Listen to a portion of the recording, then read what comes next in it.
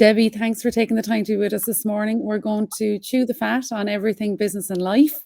And I hope everyone is comfortable. And if they haven't got a cuppa, grab a cuppa or a glass of water, whatever, and take 5 minutes to listen in and get some nuggets of wisdom from this conversation. Okay, Debbie, lovely to Mags. see you. Hi, thanks for the invite. You're very, very welcome. Debbie, we met, it's a while ago now, through a networking group. And the reason that I've asked you on here specifically is, I suppose there's a lot of change going on in the marketplace at the moment around marketing in general. We'll come to that in a moment, but also because of your own backstory and your own business story, which is just fantastic and it's really inspiring. And I love to see people just, reaching their full potential and striving on through challenge and change. And that's really been at the heart of everything we've been doing the last 2 years. So Debbie, just to let our listeners know a little bit about your lovely self and also your business. Tell us a little bit about you first, the person Debbie Ringwood, and the marketing shop. Okay, hi. Okay, for myself, my career is kind of varied. I started out, of all things, in the travel industry. Wasn't planned. I left school late 80s, didn't have any interest in college, and ended up in the travel business where I stayed for 12 years. And I loved it. It was absolutely fantastic. But I was fortunate that I got to try lots of different roles. So initially I was in an operations role, which was I organised school tours all across Europe, and it was really interesting. I learned lots of stuff and I got to really explore different ways to do different things. And from there, I did that for 4 years and then I needed to change. So I moved into the retail side of travel, which was great fun. Got to stay in fantastic hotels. I got to fly first class. I really enjoyed that part of it. And I had a fantastic social side to it as well.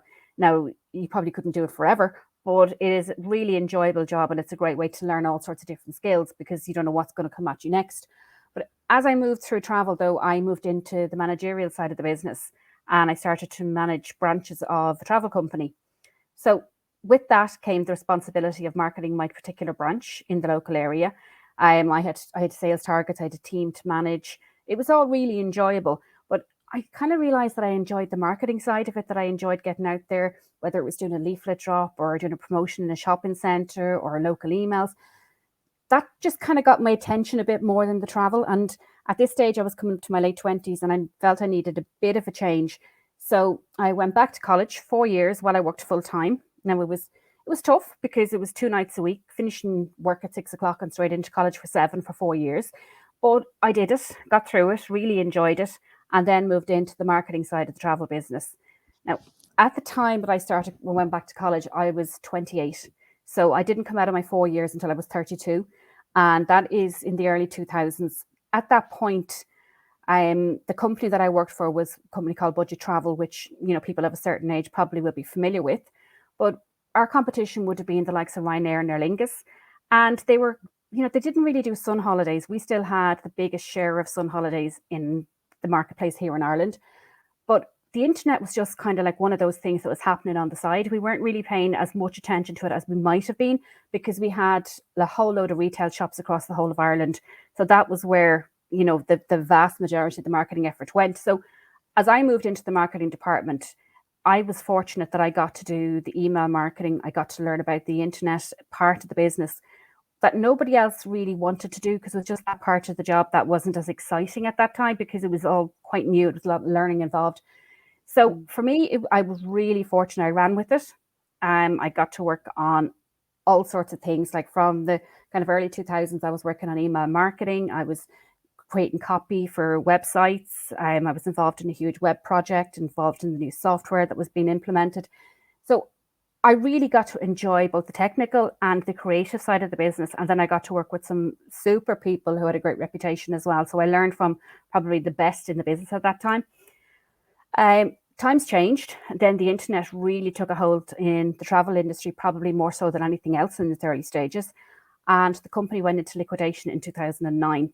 So although I loved the job, at the time I might have stayed a bit longer had the option been there, but because the choice was taken away, I had to think about what plan B was going to be. I took up another job in the travel industry, but it wasn't really the ideal fit for me. So after 6 months, I kind of said, need to try something totally different. And took a few months out, did a bit more study, and set up the marketing shop then a couple of months after that. So Fantastic. it wasn't a direct route to where I find myself today, but it all makes kind of perfect sense when I look back at it now. I was kind of meant to be in this area, and maybe if at 18 I'd had to make a decision about what to study in college, I probably wouldn't have picked marketing. I might have gone down, like at that point in time, graphic design is something that really appealed to me, but I just felt I wanted to get out and get a job instead. Now, as it happens, all these years later, design is a huge part of my work anyway. Yeah. So you do kind of end up where you're meant to be, I think, but sometimes it's just you go around the houses to get there. I always say, Debbie, that I took the scenic route. It Yes. wasn't, I suppose, the most direct route. And I definitely, and I suppose I've said this before, I definitely wasn't your typical future business owner or academic. I definitely wasn't that. But I think it's so true. And just, I suppose, going off the business piece for a moment, if there are any younger people listening to this, that there is more than one way to get to where you want to be. It might not necessarily be the most direct route, but if you really want something, and if it's meant for you, if it's meant for you, that's where you'll end up if you apply yourself. We have a lot in Absolutely. common We do. because we both have a background in hospitality and tourism. It's an addictive little pill when you get into it. It's Um, fantastic, and you would yeah, stay in it, it but is. It is. at a certain point, it's very hard to keep up with it because it's a very lively industry. It's Yeah, not necessarily 9 to 5 Monday to Friday. So although it's great to get to travel off to different places and everything else, your personal life as you get a bit older, or maybe children come on the scene, then it gets a little bit more of a challenge. But it is absolutely fantastic to try it at some point in your life. absolutely. And I don't regret the time I spent in it at all. I think it teaches you so much about people, Yes. and it teaches you so much about hard graft, pure Oh yeah. hard graft, Yeah. and being solution focused as opposed to anything else. Um, Debbie, tell us a little bit about what you do at the marketing shop now and who you work with right now. Okay. Well, I work with SME business owners or sole traders. Now, the clients that I've worked with will vary dramatically. I would have some people are startups. The longest running client, like one of my businesses that I worked with for 5 years, they had set up in the 1950s. So they were very long established. But more Yeah. often than not, I work with businesses that are at the stage where they need somebody to do marketing, but they can't afford to take somebody in house, or they don't need somebody in house.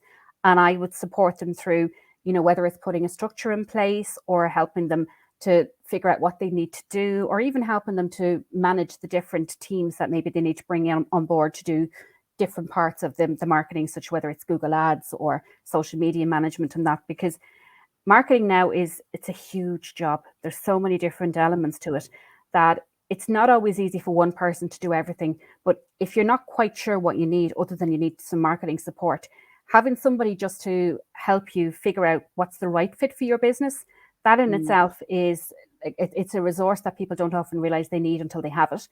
And I would work with businesses sometimes for just once-off project, but often it's for a couple of years until they are ready to take somebody in-house or to build their team up. And I would actually support them through that whole process. And Debbie, it's fair to say as well, and it's something that frustrates the bejesus out of me. When we face into tough times in the economy, the first thing that's cut from a business is sales and marketing resources, Yeah. because I suppose it's not seen as a priority.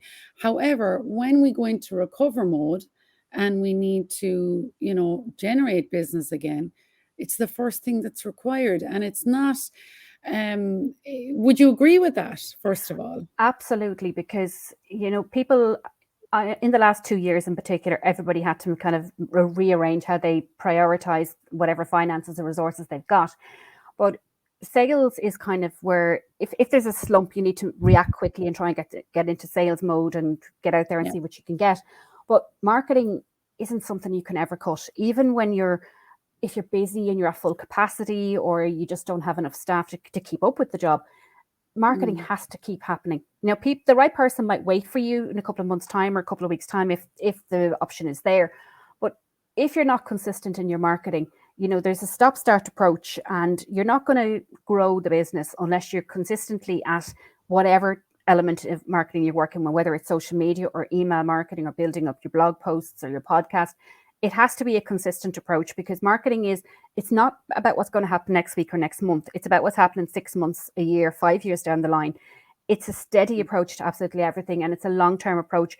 Yes, you can run a marketing campaign, and you can, throw out some Facebook ads or some emails, and you can generate some sales fairly quickly, depending on the business that you're in. But if you cut away your marketing, you're starting from scratch every single time. So you need to keep some sort of consistency there.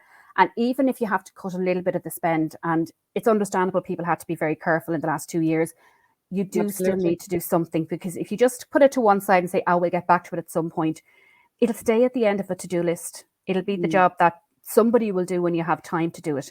And very often in a small business, there probably isn't a dedicated person for that. It can often be the job that goes around the office, and anybody who's free does a bit of it.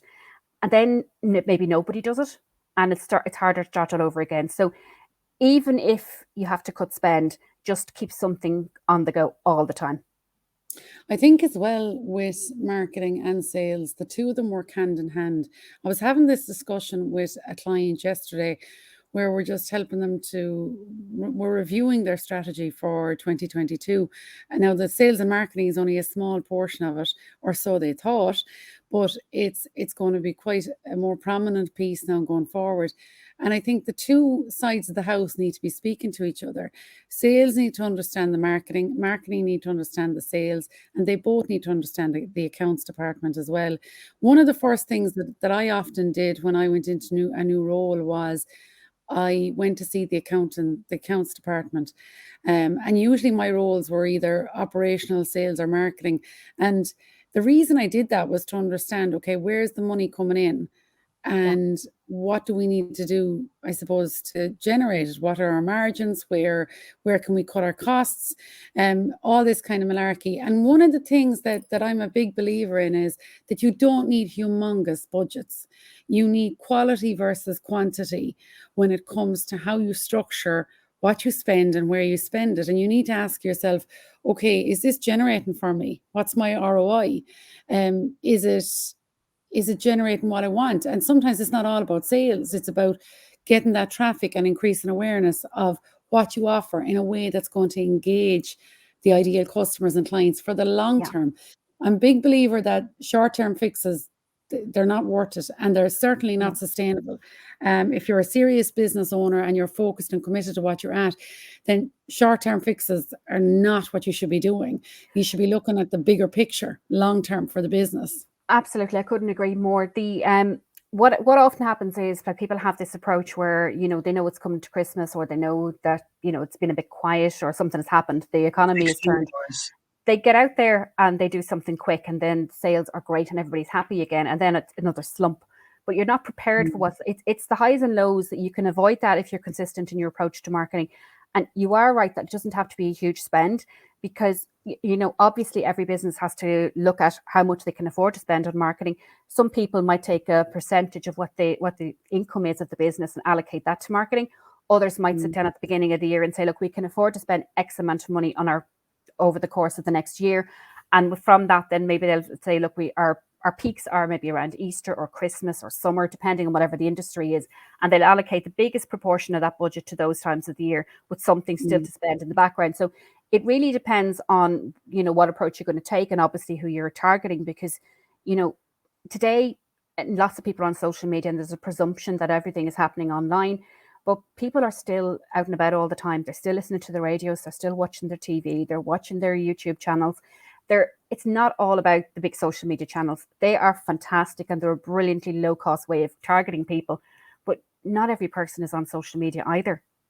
I agree with you wholeheartedly on that piece, Debbie, that we need to remember that what I see now is an awful lot of online, completely overkill on it. And it needs to be there. The online space is hugely important.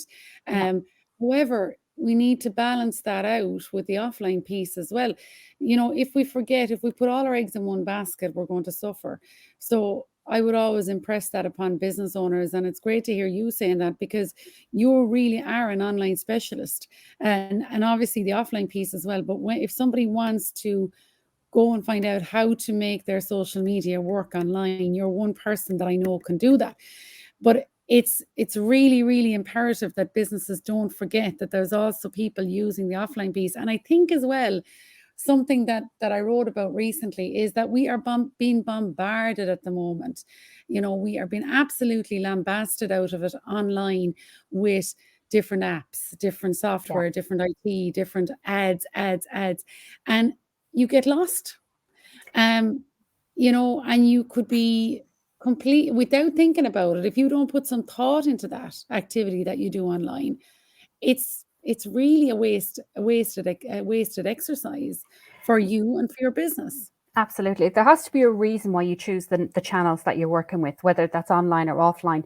And it starts with the audience that you're working with and where they spend their time. Whoever your ideal client is, you work back from that. And that changes all the time.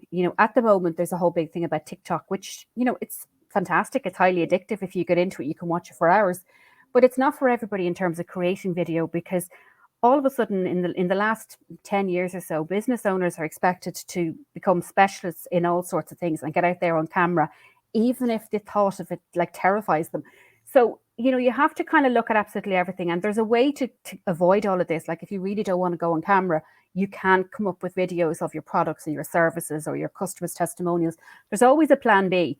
But business owners feel that they have to be everything to everybody, and they have to be capable of doing all of these, and they do all these programs. And you can just get totally overwhelmed sometimes, because there's a huge amount that you have to think of in the marketing space. And that's totally different to your actual business itself. Whatever physical service or product you've got, that is your priority, because if you can't produce whatever it is you're selling, you've nothing to market anyway. But in the way the world has moved now, because everything is so convenient, you've got your phone with you, you've got laptops, you've got software that can do everything. People are inclined to think that they should be able to do everything. They don't have to do everything. They don't need to be able to do everything. And sometimes it's like, for me, the one thing that I absolutely hate my business is the accounts end of it. I have an absolute angel of an accountant, and she's been with me for 9 or 10 years now at this stage. She's fantastic. But I can just hand everything over to her, and that takes the stress out of it for me. Whereas, for other people who might hate the idea of going on, creating graphics or sending out an email or all those things, it might take them 2 days to do something that they could pay somebody to do in a couple of hours.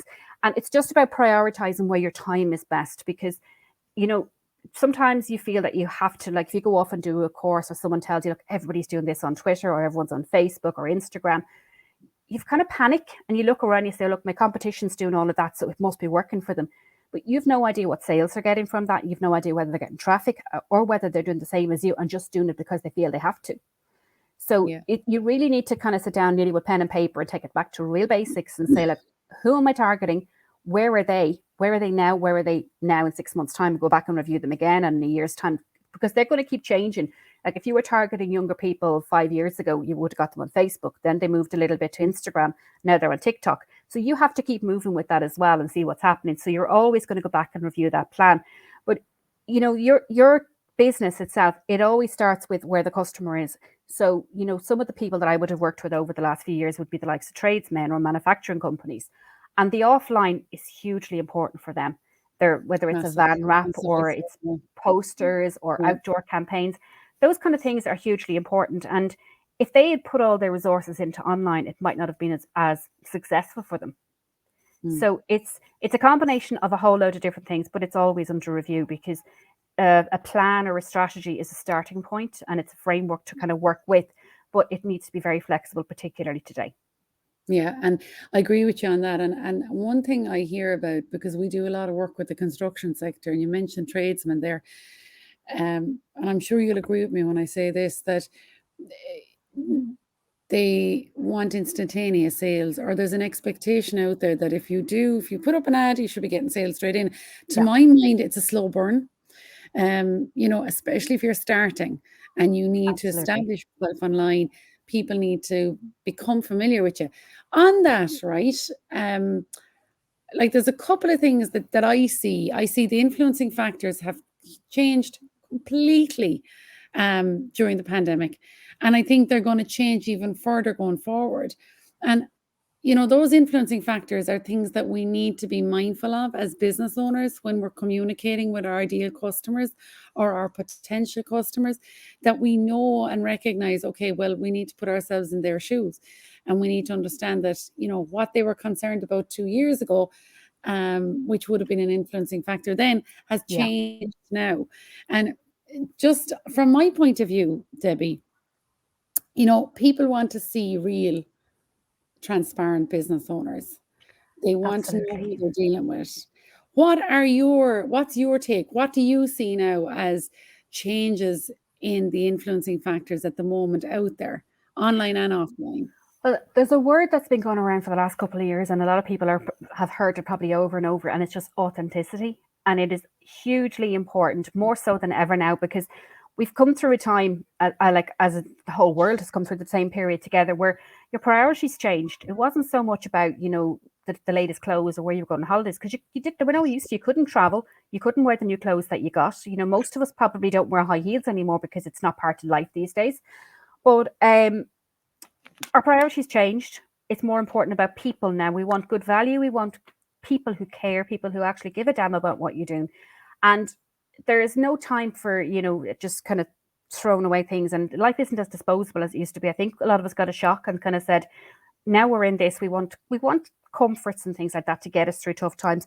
But now that we're back to business, we kind of appreciate what's around us a little bit more.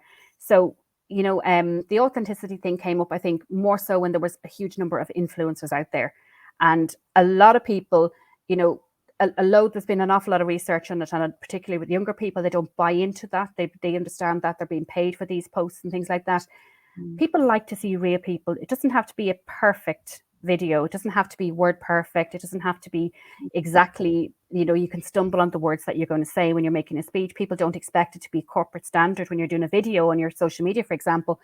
They want to see the person. They want to hear your voice. They want to know about your business. They want to know, to show them, to demonstrate what your product is, to talk about it, to share testimonials from happy clients. They want to see what's real, that they can relate to. And, sometimes people make a snap decision. They might have two companies that they're similar products and they're going to buy from.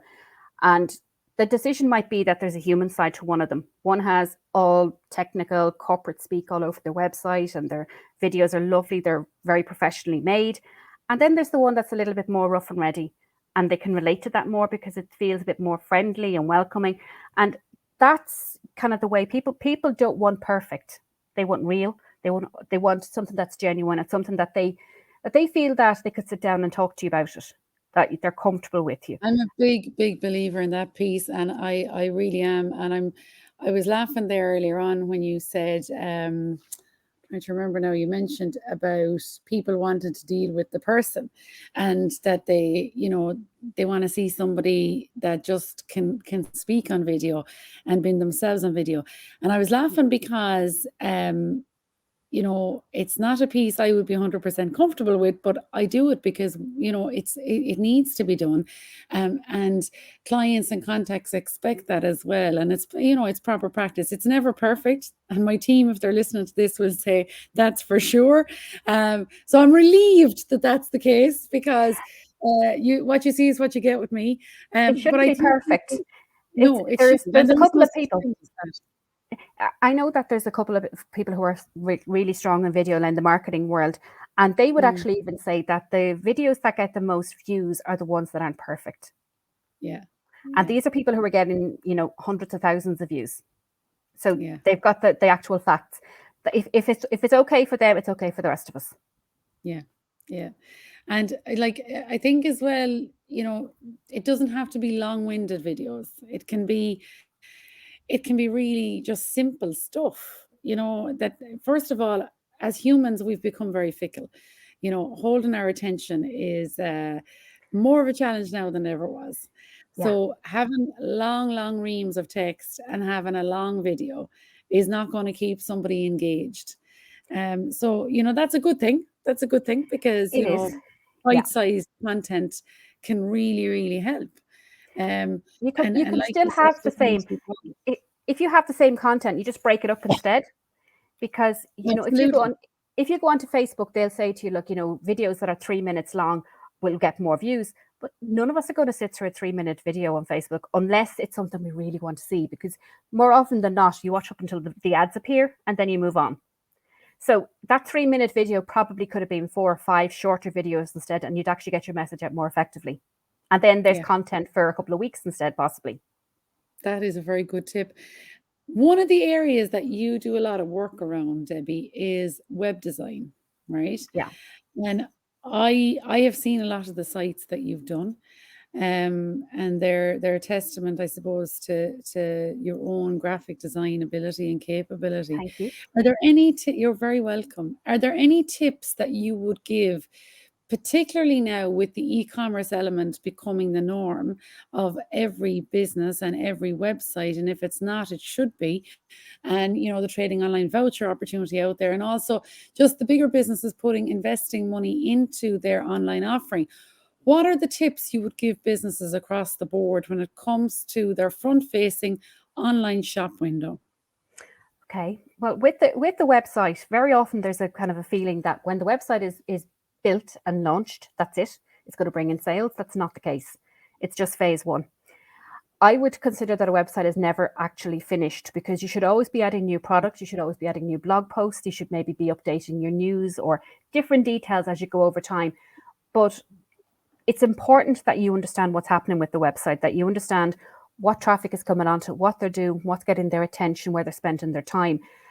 Mostly, in a small business, you really will want to have some sort of control over, whether you can update it yourself, because with the technology that's available today, it's kind of silly that you have to pay a web designer to change a few words for you when the options are there for you to do it yourself. But sometimes time is a challenge, or technology is a challenge as well. Not everybody is comfortable with that kind of thing, but you can always find somebody who can do that for you on an ongoing basis. But it's important that you're aware of what needs to happen. Like I'm all about transparency. So when I would design a website for somebody, we go through various different sessions to come up with the style that works for them, that make sure that it fits for their industry, get the content, the images that suit, and so on. But I'll also take them on a very detailed tour of the back of the site. If they never update it again, I can't help that. But I will tell them exactly what needs to be done. I'll give them video tutorials. We'll go through it over and over again until they're comfortable with it. And at that point, they may choose to have somebody else update it for them. But they know what it does, because I make sure that I don't care if we have to have 10 conversations on it, but they need to understand the importance of certain parts of the site and that it is never finished. And is it fair? Sorry, Debbie, I'm just having a thought there for a minute. Something that I would always recommend to our clients who run marketing departments is that they invest money into training their marketing personnel on the online piece consistently, because things change so quickly. Would you agree with that? Absolutely.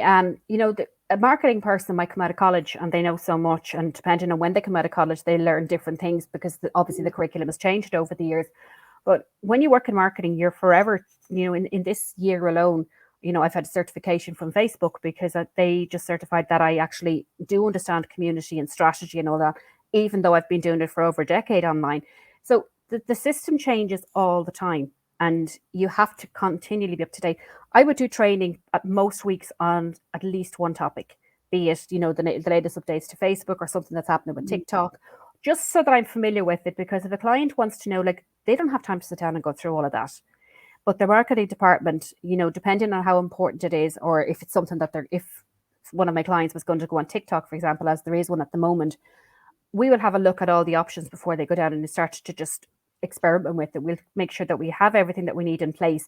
And the people who are going to create the actual videos will get some sort of proper training as well, so that when they start off, they're comfortable with it, rather than just going direct to the app, because it's quite different as a regular user as to how a marketer might approach it. Because as a marketer, you're going at it with an end game to get awareness for your business and bring traffic onto your website. So you are never finished with training when it comes to marketing.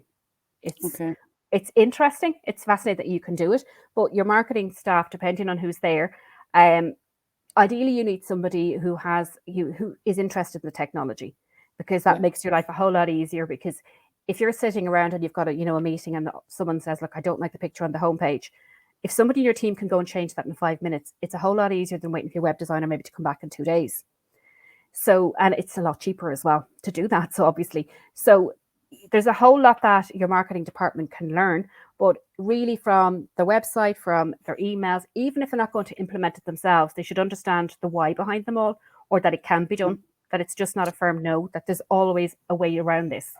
Absolutely, absolutely. And, obviously they need consultancy at different times, but then there comes a point when the business needs to bring that piece in-house Yeah, and rock it on themselves. Because I'd be a big believer in long term, you need to have the control in-house to a you do. certain degree, in any business, I think. The other thing as well, and it's just a bone that drives me mad, bone of contention for me personally, and it niggles at me. And I know my team, if they're listening to this, will understand where I'm coming from. There's a lot of people out there doing web design that are very proficient at what they do. They're excellent. There's excellent providers like yourself out there that are well able to do really effective web design and e-commerce that will actually generate and be productive for the business. However, there's also people out there that are not as effective. And there seems to be more of this happening lately. Now, the reason I'm bringing it up is because we've had so many people bring this to our desk in the Yeah. office or ring us on it or ask us for advice on it. And it's at this point, it's starting to drive me cracked because I'm very much on the side of the business owner. I know what it takes to make the money and to build up a business and to keep people employed and to generate customers. I know the pain of that piece. And I also know the benefit of that piece too, that Yeah. it's hugely beneficial to you in so many ways. But when you've got somebody there, and it came up recently actually, where somebody came to me directly, and they weren't the only ones, a business owner, where their website was basically being held to ransom. Oh, So what advice, from your perspective, both as a web designer and a business owner, would you give people out there at the moment in dealing with that challenge or around okay. that challenge or safeguarding against that challenge? Okay, the challenge that you've specifically mentioned has happened. I've come across it in the past and I've had to negotiate to get clients' websites free. When it comes to your website, there's a couple of main parts to it. The first being the domain. You own that. That's your space on the web. Now, Yes, in the perfect world, it's bought in your name on your credit card, and that's it. It'll never change hands. But correct. in times past, very often the web company might have bought it on your behalf, or somebody who is less than honest in their approach might buy it for you, and it's on their account. You really want ownership of that. Yeah, Depending absolutely. on the hosting would be the next part. Then you can get hosting from a various different number of places, and the hosting is your place on the web where the site actually sits. Mm. Now you can get that directly from various different hosting companies in all sorts of locations. There's some super ones here in Ireland, like Black Knight, or Let's Host, for example. They're Yeah, fantastic companies locally. But sometimes the web developer may have their own hosting that they can give you. They can rent you the space on. That's all perfectly okay as well. But the content you put on that site, the text you put on that site, the images on that site, they should all belong to you, every single part of them. yeah, Your, yeah, your web designer or a copywriter might write the text for you, but you're being paid to write it for somebody, so the client owns that. The same with photographs. There may be a photographer to come in, but the client owns the photographs. It's all taken care of directly with the photographer in that case. If you get stock images because you can't get photographs of maybe a service business, which is particularly challenging in some cases, then they're in the client's name as well. All of those elements are really what the client is buying from you. Now you're packaging it all up to get it presentable and make it function as it should for them. But whatever way the website is controlled, you need to have access to it. Now, sometimes somebody for your own safety may not give you full admin control in case you press a button and break things. And that's perfectly fine once they explain it to you. But if you decide not to deal with that web company, if you need to change hosting company, for example, or something just changes fundamentally within your business, and for whatever reason you decide you don't want to deal with this web company anymore, mm, there's really no reason for anybody to hold on to that for you unless it hasn't been paid for. So it's all back to whatever sort of a contract you might have in the first place, in terms of if there's payments for, like, there'll be deposits, there might be installments, there'll be final payments, there might be a maintenance contract. But outside of that contract, as long as you've complied with all of the terms, there really is no reason for someone to hold on to your website for you, because there's no benefit. I don't no, want to be there's stuck with a whole load of domain names or websites that I'm never going to use, because they're never going to bring me business other than cost me money each year when I renew them. So really, when you're getting a website, you need to be as transparent as possible. Don't be afraid No, to ask yes. questions. Oh, absolutely not. You're the customer at the end of the day. And I suppose this particular piece relates to maybe smaller one-man shows or smaller businesses that have, either contacted us directly. It wouldn't really pertain to the larger entities that we work with. But it's definitely something that, because, from small seeds grow big acorns, so it's Yeah, relative. Um, but it just drives me cracked. And the other thing as well, I think, is missing, and it's something that I can, like, we have some very, very good web design companies that we have great relationships with them. Our clients use them, where there is customer service there. They will think about the business. They will think about the client and think, okay, well, what's going to suit the client, as opposed to putting up any graphics just on a yeah, whim and saying, there it is.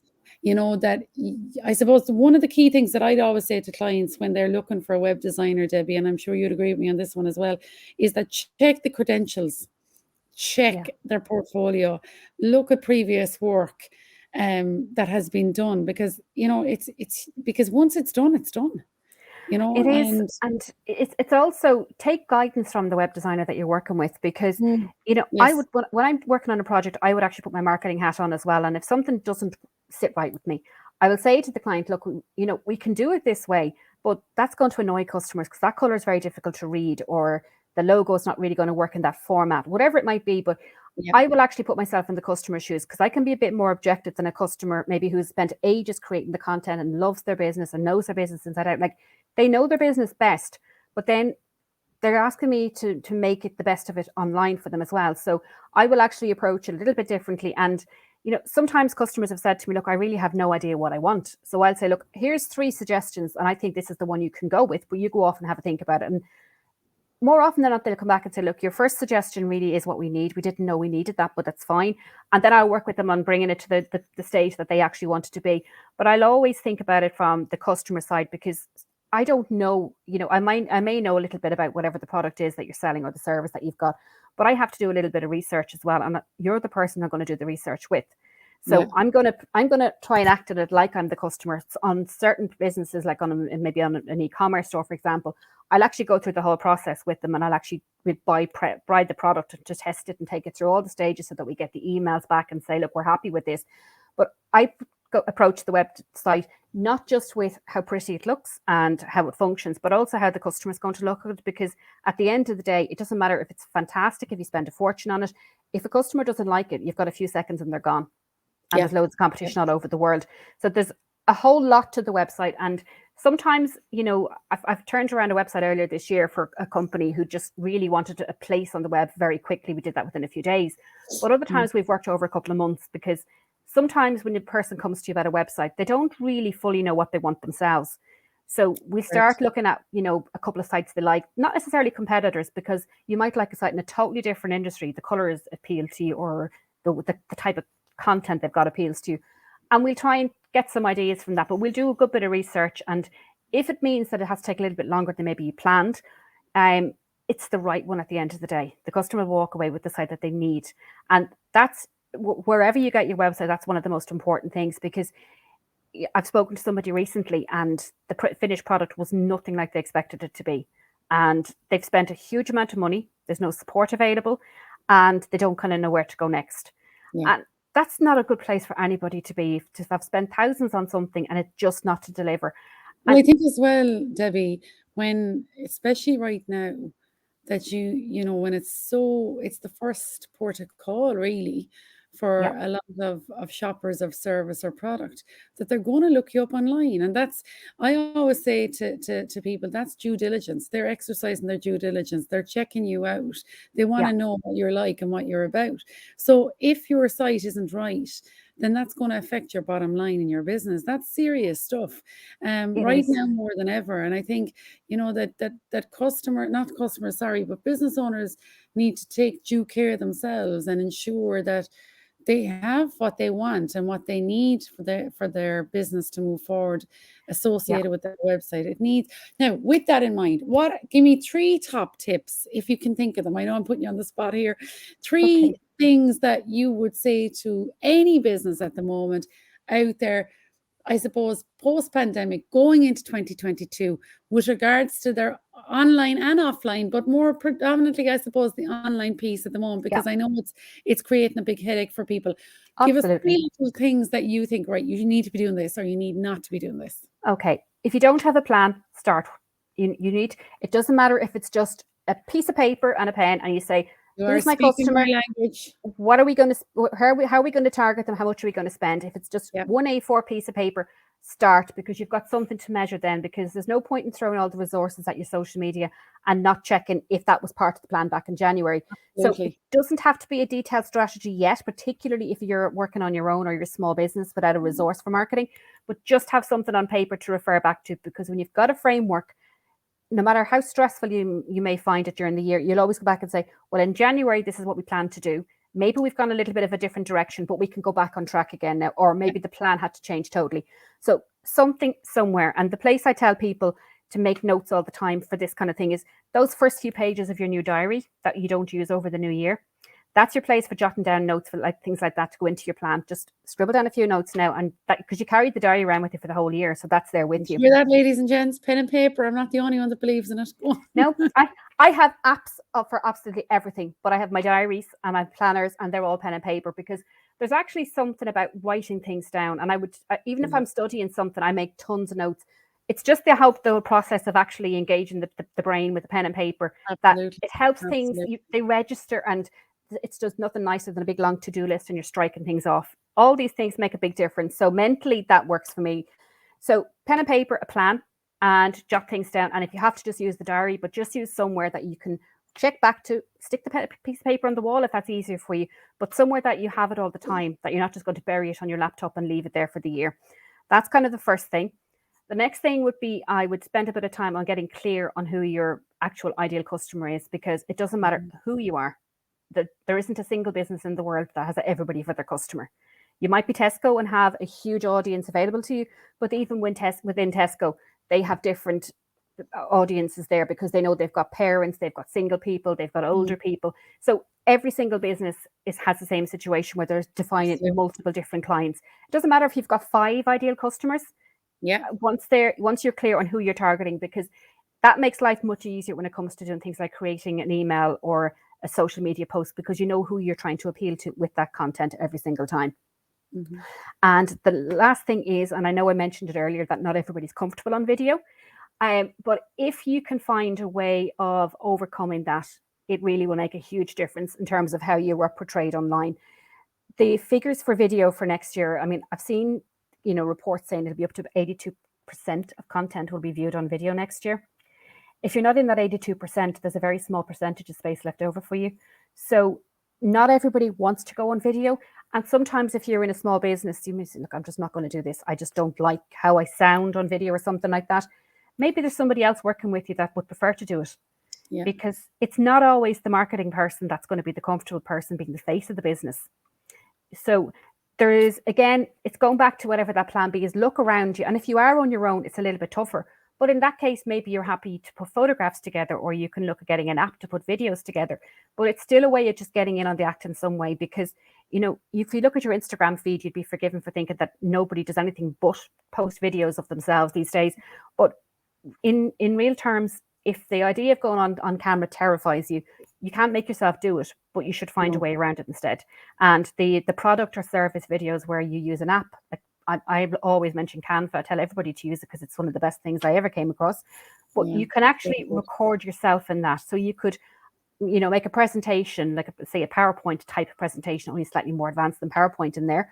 And you can actually record your own voice over it. That's not as scary as going live on camera, and it's still a video, and it's still a little bit of you because they're hearing your voice. So it's bringing something familiar into it as well. So they're the 3 things that I'd say. So a plan, go back to your audience, and get video in there somewhere, even if it's not to be you. There are 3 things that I would wholeheartedly agree with. Ladies and gents, if you don't listen to that lady now, what she's just said, I can do no more for you. Debbie, tell us, what are your plans for 2022 and what's happening at the marketing shop at the moment? At the marketing shop, I'm going through some changes. I'm going through a big birthday this month. I turned 50 this year, so I decided to change a lot of things about my Happy business and about my birthday. life. Yeah, a couple of weeks away now. So for me personally, I am relaunching my business in the next couple of weeks. I'm working through that at the moment. So in the new year, I will be spending a bit more time educating people on how to market themselves, as well as working with my long-term clients where I would support them. I actually wanted to educate people so that they would be comfortable marketing themselves and understand what they need to do. They don't have to do everything. So my aim is to kind of demystify it and keep it as simple as possible so that they understand the whats and the whys, because, Yeah. it's one of those areas that people just think, oh my God, there's just so much. There's the social media, there's email, there's blog posts, there's podcasts, there's all these options, but you don't have to do them all. No. So my aim is to take people back to look at, what they want to achieve and take it from there as simple as possible without getting caught up in worrying, should they be doing Google ads or do they need to be on TikTok? Because we don't all need to be on everything. No, we don't. And I think if you're on everything, you have no clients, you have no customers. Well, that's true, because I honestly wouldn't have the time to be on them all for hours every day. And that's because, I would possibly be on it for a couple of hours some days, but that's because I'm there working on behalf of clients. But there's an awful lot more to marketing than just being on social media. It's great that you can be there and you can engage and you can respond. And every single client that I work with, there'll be notifications set up so I won't miss a comment. But we don't spend hours on engagement because sometimes it's not going to pay the bills for that client either. They want to see sales. So we have to be productive. So I would look at it and say, look, our objective with your social media campaign is to get traffic on your website. Once that's happening, we're all happy. So, it's really a case that in some cases you need to look at your marketing and say, look, I'm doing Facebook for years because Facebook has been there, but maybe that's not where you need to be in 2022. So next year, my plan would be that I will actually help people discover what they should be doing, what options are out there, and how they can measure what's working for them so they can decide if they just change just for the sake of it. Is it worthwhile? Will they see a drop off in traffic? So it's just to, make it a little bit easier to get your head around the whole marketing thing. And one thing as well, just before we go, Debbie, one thing that I would always say to businesses, particularly at the close of a year, is like we do a complete review anyway, but to make sure that you don't overlook the marketing piece in that review, because you need to look and see, well, what worked for you this year and what didn't work and what maybe needs to change in the coming year. Absolutely. It's hugely important. Debbie, thank you so much for your time. Very welcome. I've enjoyed our chat. Yeah, me too. I've learned a few bits myself. Fair play to you. I think if anyone wants to contact Debbie, look at themarketingshop.ie or contact Debbie directly if it's okay, Debbie, to share your email. Absolutely. Yeah. Debbie at themarketingshop.ie. You can always connect with her on Facebook, on Instagram, or dare I say LinkedIn. A lot of people don't like LinkedIn, but I'm fine on LinkedIn and I'm venturing into TikTok these days as well. So in the area that I work, I just love to try all the different ones. So you'll find me nearly anywhere. What fits. Yeah, it's not even so much sometimes that I'm attracting clients in those areas. I have to explore them so I understand them. So I am everywhere on the web, but that doesn't mean anybody else has to be. Good stuff. Debbie, thank you so much. Ladies and gents, that's all from the Switch Hustle today, and we will be back again in the next couple of weeks with another fabulous guest. Debbie, thank you again. Take care. Thanks, Mags. Bye-bye. Bye. Debbie, can you hear me?